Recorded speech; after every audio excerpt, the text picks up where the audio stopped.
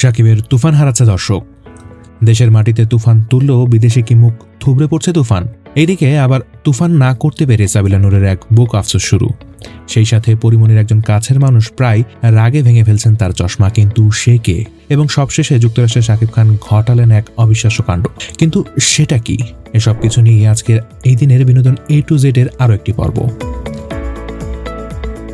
দেশে দারুণ সাফল্যের পর শাকিব খানের নতুন ছবি তুফান বিশ্বের 15টি দেশে মুক্তি পেয়েছে।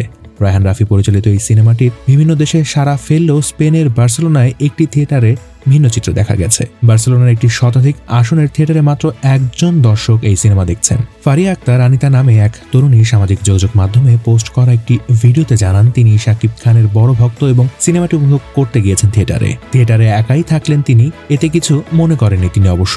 আনিতা আরও জানান সিনেমাটি ভালো এবং মানুষের দেখা উচিত। আবার এইদিকে শাকিবের বিপরীতে এই সিনেমায় কলকাতার অভিনেত্রী অভিনয় করলেও দেশের ছোট পর্দার জনপ্রিয় অভিনেত্রী সাবিলা নূর শিডিউল না মেলার কারণে প্রস্তাব পেয়েও ফিরিয়ে দিয়েছিলেন। সম্প্রতি এক সাক্ষাৎকারে সাবিলা নূর জানান এই সিনেমা ফিরিয়ে দেওয়া তার জন্য বড় বোকামি ছিল।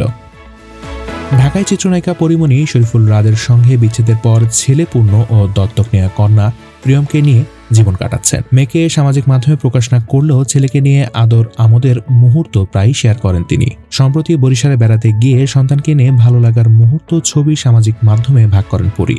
তবে পরিমণি জানিয়েছেন তার সব চশমায় এখন জোড়াতালি দেয়া। রোববার সকাল এক ভিডিওতে দেখা যায় পূর্ণ মায়ের চশমা নিয়ে খেলছে, সেটি নিয়ে ভেঙেও ফেলেছেন এবং ভাঙা অংশ জোড়া দেওয়ার চেষ্টা করছেন। পরি হাস্যোজ্জ্বল ভাবে জানিয়েছেন তার সব চশমা ভাঙার দায়ে আদুরে ছেলের। শাকিব খানের ঈদের ছবি তুফান মুক্তির প্রথম দিন থেকেই দেশের প্রেক্ষাগৃহে ঝড় তুলেছে এবং আন্তর্জাতিক অঙ্গনেও ছবিটি সাফল্য দেখাচ্ছে। যুক্তরাষ্ট্রে 28 জুন থেকে শুরু হয়েছে তুফান প্রদর্শনী, যা 12টি অঙ্গরাজ্য 22টি হলে সপ্তাহব্যাপী চলবে। প্রথম দিনেই 10টি হল হাউসফুল ছিল। নিউ ইয়র্কের কিউ গার্ডেন সিনেমা হলে প্রচুর দর্শক টিকিট না পেয়ে ফেরত গেছেন। বায়োস্কোপ ফিল্মসের কর্ণধার রাজ হামিদ জানান প্রথম দিনেই এত হল হাউসফুল হওয়ার ঘটনা বিরল এবং তুফান যুক্তরাষ্ট্রে পরান সিনেমার রেকর্ড ভাঙার পথে। তুফান মুক্তির প্রথম দিনেও দেশের স্ক্রিনে হাউসফুল চলছে। কোরবানিতে মুক্তি পাওয়া সিনেমাটি ঢাকার star cineplex, blockbuster cinemas, Lions cinemas, Madhumita সহ 120টিরও বেশি প্রেক্ষাগৃহে প্রদর্শিত হচ্ছে। প্রথম সপ্তাহে 20 কোটি টাকার ক্রস কালেকশন এবং 10 দিনে প্রায় 25 কোটি টাকার টিকিট বিক্রি হয়েছে।